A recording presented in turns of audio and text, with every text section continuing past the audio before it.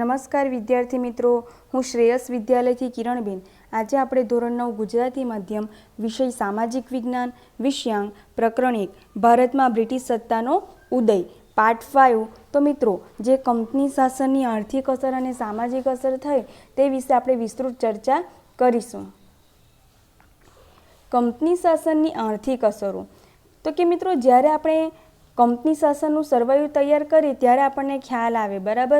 તો કે જે કંપનીએ શાસન કર્યું એ વિશે જો આપણે વિચારીએ તો આપણને ધ્યાનમાં આવે, બરાબર. શું ધ્યાનમાં આવે? તો કે ભારત દેશ જે છેલ્લી સદીઓથી દુનિયાના દેશોમાં આર્થિક રીતે ગૌરવભર્યું સ્થાન ભોગવતો હતો, તે કંપની શાસનના 100 વર્ષના શાસનકાળમાં ઇંગ્લેન્ડ માટે કાચો માલ પેદા કરનાર અને કારખાનામાં તૈયાર થયેલ માલ માટે બજારની ગરજ સારનારો દેશ બનાવી દીધો. તો કે દુનિયાભરમાં આપણે જે સોને કી ચિડિયાના નામે આપણો ભારત દેશ ઓળખાતો હતો, બરાબર, ખૂબ જ સમૃદ્ધ તરીકે ઓળખાતો હતો, અને એને પરિણામે આપણા ભારત દેશને આર્થિક રીતે ગૌરવભર્યું સ્થાન મળ્યું હતું. તો કે 100 વર્ષના જે અંગ્રેજોના શાસન દરમિયાન શું અસર થઈ આપણા ભારત દેશ પર?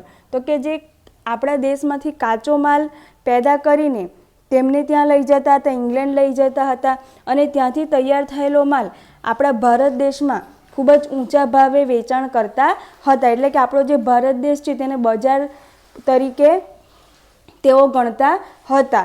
તો કે જે બંગાળ સુતરાઉ કાપડ, કાચું રેશમ, ખાંડ, શણ, મલમલની નિકાસ કરતું હતું ઈસવીસન 1708 થી 1756 દરમિયાન. પરંતુ દ્વિમુખી શાસન પદ્ધતિ બાદ બંગાળની આર્થિક ચકમક ઝાંખી પડી ગઈ, બરાબર. બંગાળના ભાગલા પાડવામાં આવ્યા અને એને પરિણામે આપણે જોયું તો કે જે ખેડૂત છે તે પાયમાલ બન્યો, બરાબર. એને પરિણામે જે વેપાર ઉદ્યોગો છે એ પણ પડી ભાંગ્યા. તો કે આ રીતે જે બંગાળમાંથી સુતરાઉ કાપડ, મલમલનું રેશમી કાપડ, ત્યાર પછી ખાંડ, શણ વગેરેની જે નિકાસ થતી હતી તો કે તે નિકાસ ઘટી ગઈ. પરંતુ જે દ્વિમુખી શાસન પદ્ધતિ હતી તેને પરિણામે આપણે જોયું તો કે આ બધા જે ઉદ્યોગો છે તેના પર માઠી અસર થઈ. તો કે કંપનીની અન્યાયી મહેસૂલ નીતિથી ભારતનો ખેડૂત પાયમાલ અને દેવાદાર બન્યો. તો કે ખૂબ જ ઊંચા જમીન મહેસૂલ નાખવામાં આવતા હતા, એવા પ્રકારની જે મહેસૂલ નીતિ હતી, બરાબર. તો કે એને પરિણામે જે ભારતનો ખેડૂત હતો તે દેવાદાર બન્યો. અંગ્રેજ સરકારે ઇંગ્લેન્ડના ઉદ્યોગોને વિકસાવવા ભારતના કાપડ ઉદ્યોગ પર અન્યાયી જકાત નાખી. તો કે આ રીતે જે ઇંગ્લેન્ડના ઉદ્યોગો, ઇંગ્લેન્ડમાં ઔદ્યોગિક ક્રાંતિ થઈ, એને પરિણામે ઉદ્યોગોનો વિકાસ થયો.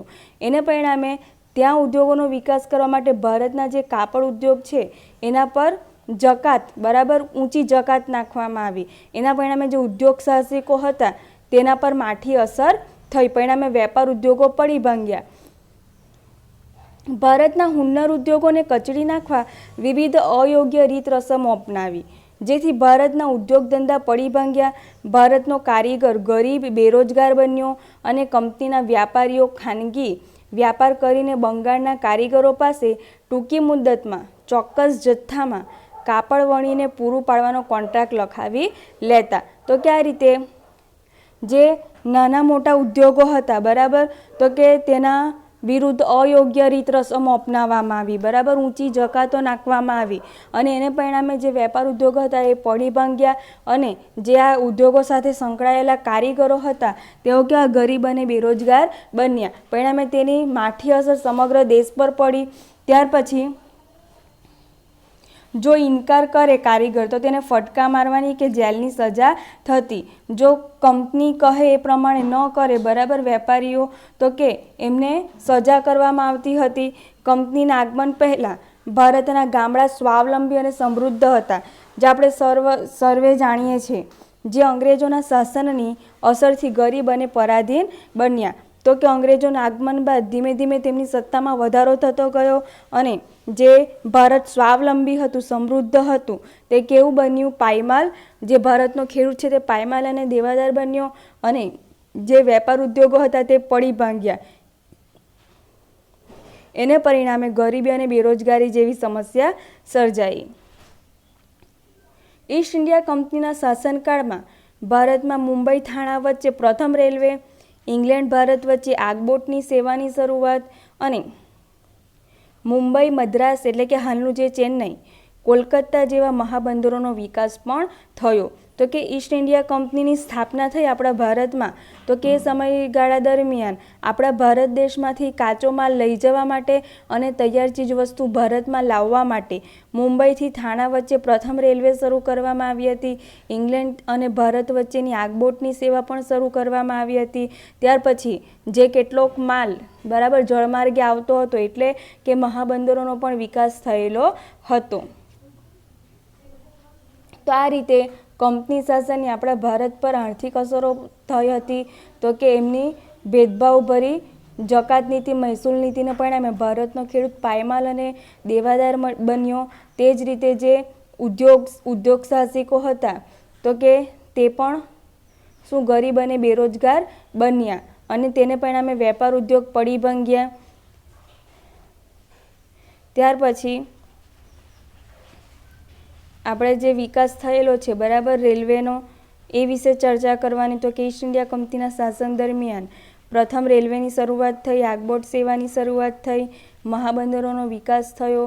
તો કે આ વિશે તમારે આર્થિક અસરોમાં ચર્ચા કરવાની. ત્યાર પછી મહત્વનો મુદ્દો કંપની શાસનની સામાજિક અસરો.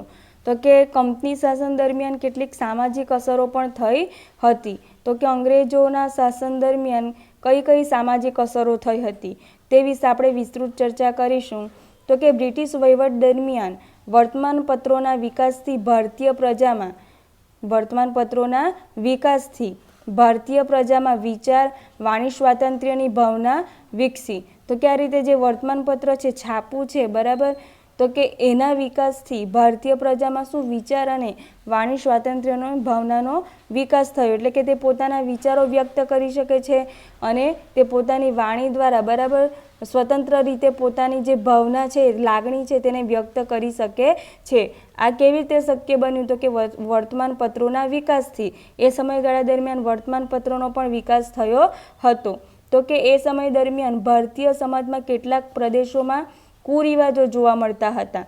તો કે આ રીતે વર્તમાનપત્રોનો વિકાસ થવાથી ભારતીય જે પ્રજા હતી તેમના વિચારોમાં પરિવર્તન આવ્યું, વાણી સ્વાતંત્ર્યની ભાવનાનો વિકાસ થયો અને કેટલાક પ્રદેશોમાં એમાં પણ જુદા જુદા સમાજમાં કેટલાક કુરિવાજો હતા, જેમાં સતી પ્રથા, ત્યાર પછી પુત્રીને દૂધ પીતી કરવાનો રિવાજ બરાબર, ત્યાર પછી બાળ લગ્ન વગેરે અંગ્રેજોના સંપર્કથી રાજા રામમોહન રાય, દુર્ગારામ મહેતા, બહેરામજી મલબારી વગેરે કુરિવાજો દૂર કરવા કાયદા કરાવ્યા. તો કે આ રીતે જે સતી પ્રથા છે, પુત્રીને દૂધ પીતી કરવાનો રિવાજ છે, બાળ લગ્ન વગેરે અંગ્રેજોના સંપર્કથી રાજા રામમોહન રાય, દુર્ગારામ મહેતા અને બહેરામજી મલબારી વગેરે દ્વારા કાયદા ઘડવામાં આવ્યા અને આવા જે કુરિવાજો છે તેને નાબૂદ કરવામાં આવ્યા.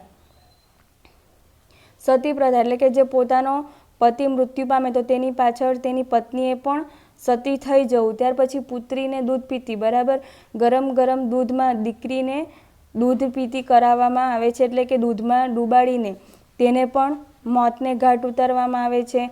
ત્યાર પછી બાળ લગ્ન બરાબર, બાળકી નાની જ હોય અને એના લગ્ન કરાવી દેવામાં આવે છે. તો કે આ પ્રકારના કુરિવાજો એ સમયે હતા અને આ કુરિવાજને નાબૂદ કરવા માટે રાજા રામમોહન રાય, દુર્ગારામ મહેતા અને બહેરામજી મલબારીએ અંગ્રેજોના સંપર્કથી આ કાયદા ઘડાવ્યા હતા એને દૂર કરવાના. ભારતમાં વહીવટી માળખાનું અંગ્રેજીકરણ થતાં અંગ્રેજી જાણનાર લોકોની જરૂર ઊભી થઈ. તો કે આપણે ત્યાં ઈસ્ટ ઇન્ડિયા કંપનીનું શાસન હતું, એને પરિણામે તેઓની જે ભાષા હતી તે ઇંગ્લિશ હતી, અંગ્રેજી હતી અને એને પરિણામે આપણા જે વહીવટી માળખાનું, ભારતમાં જે વહીવટી માળખું છે તેનું પણ અંગ્રેજીકરણ થતાં જે અંગ્રેજ જાણકાર લોકો છે તેમની જરૂરિયાત ઊભી થઈ. પરિણામ શું આવ્યું?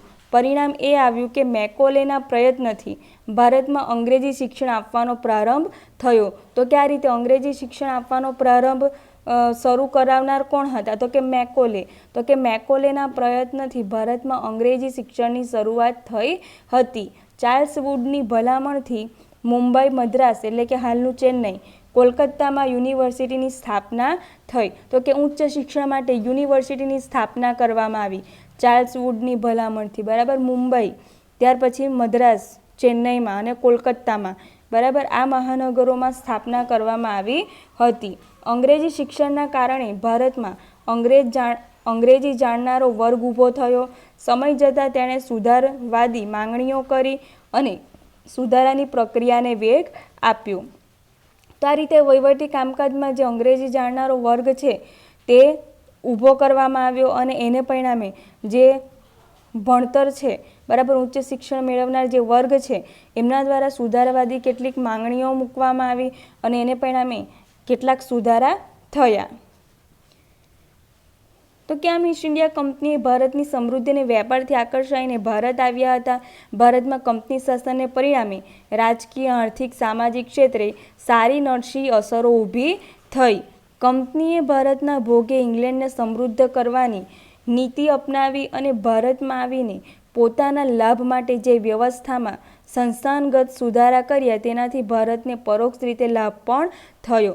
તો કે આ રીતે જે કંપની શાસન હતું એ સમયગાળા દરમિયાન કેટલીક રાજકીય, આર્થિક અને સામાજિક સાંસ્કૃતિક ક્ષેત્રે સારી અને નરસી એટલે કે ખરાબ અસરો પણ થઈ હતી. કંપનીએ ભારતના ભોગે ઇંગ્લેન્ડને સમૃદ્ધ કરવાની નીતિ અપનાવી. બરાબર, ભારતમાં જકાત નીતિ, મહેસૂલ નીતિ બરાબર ખૂબ જ એવી રાખવામાં આવી કે જેને પરિણામે જે ભારતનો ખેડૂત છે તે પાયમાલ બન્યો.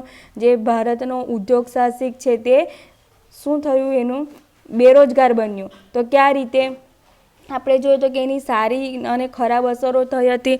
તે જ રીતે આપણે આર્થિક અસરોમાં જોઈએ તો કે રેલવેનો વિકાસ થયો, બંદરોનો વિકાસ થયો, જેનો લાભ આજે પણ આપણે મેળવીએ છીએ.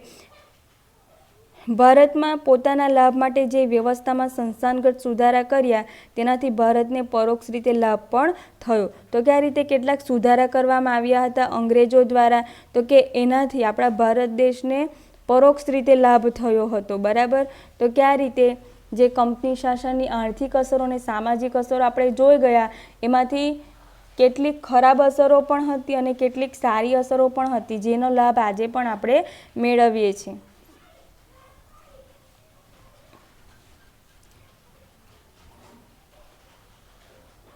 થેન્ક યુ વિદ્યાર્થી મિત્રો. તો આજનું તમારું હોમવર્ક છે કંપની શાસનની આર્થિક અસરો જણાવો, કંપની શાસનની સામાજિક અસરો જણાવો. તો મિત્રો અહીં આપણું પ્રકરણ 1 પૂર્ણ થાય છે.